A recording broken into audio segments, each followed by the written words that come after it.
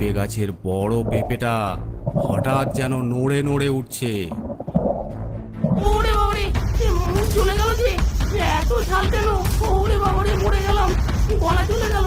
তাড়াতাড়ি জল দাও, তাড়াতাড়ি জল দাও, ওরে বাবারে। সারা দিন রাত বৃষ্টি পড়ছে।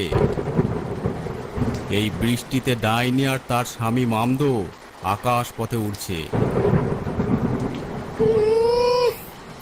এই বৃষ্টিতে আর কদিন ভিজবো কে জানে।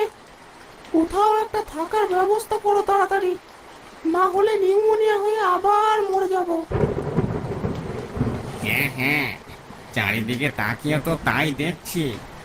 ঘনশ্যাম বেটা কাঁঠাল গাছটা কেটে দিল, না হলে ওখানে বেশ ভালোই ছিলাম। চলো ওই দিকটা একটু দেখি।